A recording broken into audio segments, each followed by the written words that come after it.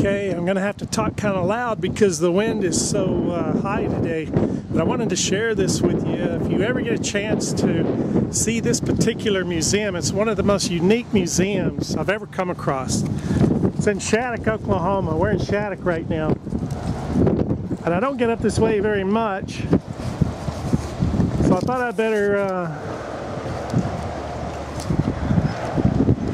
take the pictures while I can. And they have some of the most unique windmills you'll see anywhere. It's a very unique museum.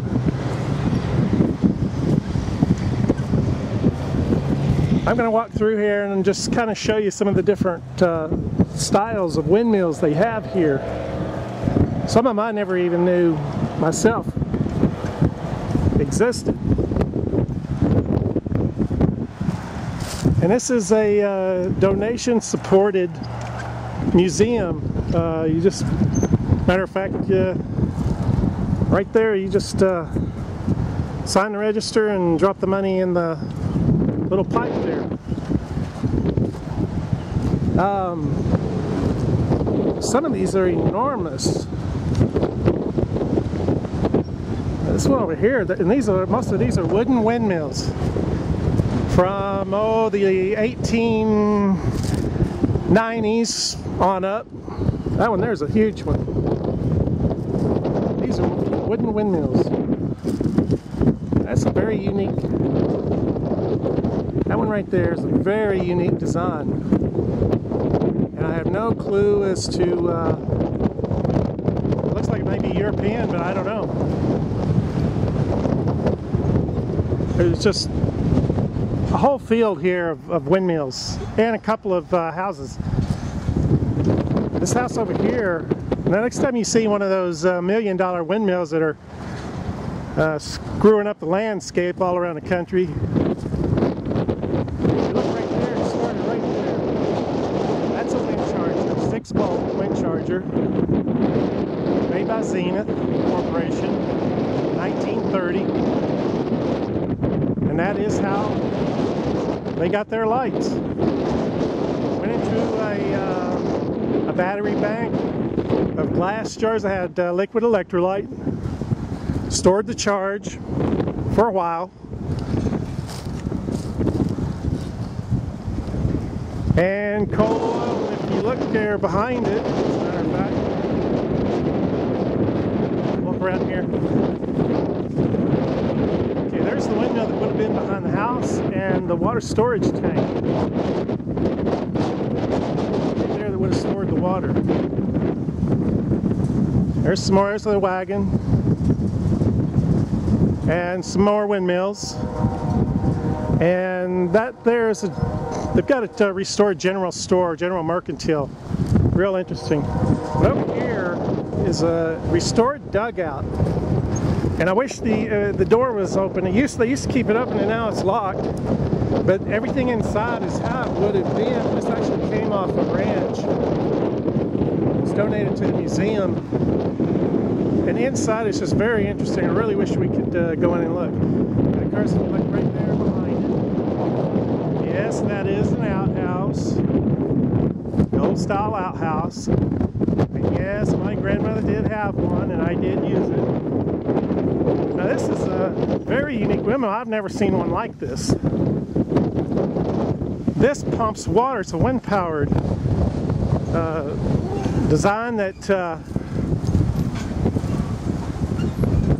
well, you can see, I personally have never seen anything like this. It's not your typical windmill.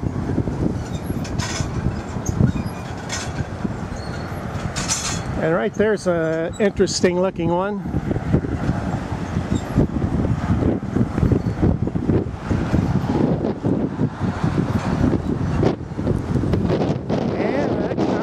Something you might see from Holland, although I'm sure I have seen grist mills. As a matter of fact, there's one in, I believe, Cimarron, New Mexico that's similar to that.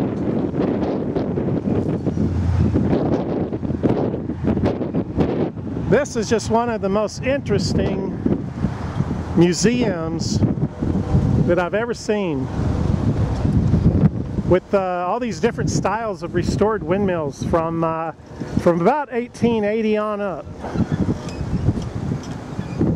And they have little nameplates on the side to give a brief description. And evidently, according to what I read, some of these wooden windmills were in use as late as 1980, which I did not know that. I've seen a few that were still working, but I had no idea they went back or they were that recent. That one there is it's just amazing to me. This design, I've never seen it anywhere else. These types, like these right here. It's just amazing. And if you look right there, now I have heard old timers talk. If you look out there, you see open gears on this particular one. And the old timers that had to work on those told me they dreaded working on those. Now that's opposed to this one here. That's got a closed gear case, and I'm assuming the reason that they were so high maintenance, the open gear type, was because they were exposed to the weather. And they would go out, have more problems more quickly than that type. Or I'm sorry, the open type would have more problems than the closed type. But you can see there's just tons of these. This one here is just huge. I bet it's got a 20-foot span at least. Maybe 30. This, according to the nameplate, that one's from the 1870s. But if you're ever coming through Shattuck, Oklahoma, you really ought to stop in here. And I think these over here are old pumping units. Go over and take a look.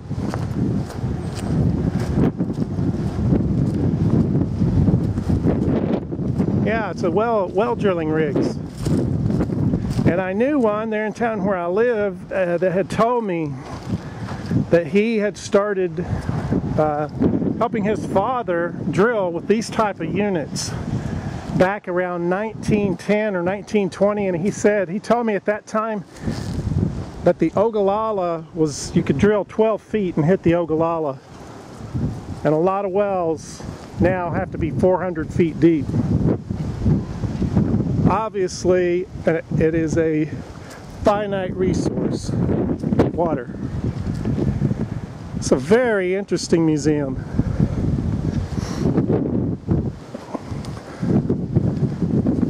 And this here is the Mercantile. George Schultz General Merchandise. And probably during the week, this is a Saturday, I bet you can make arrangements for them to open. Like the house over there is actually restored to, it was 1910 according to the plaque, and the furnishings inside are all from that period. And you could, as a matter of fact, there's a trough right there I kind of overlooked right there, old style water trough with the pump. But you might can make arrangements with them to open some of these exhibits and actually look in, because I've been in them, it's been about 10 years, but it's very interesting. Very worthwhile to stop in and see this part of this type of Americana. Well, until next time, y'all take care, and we'll see you here in a few days.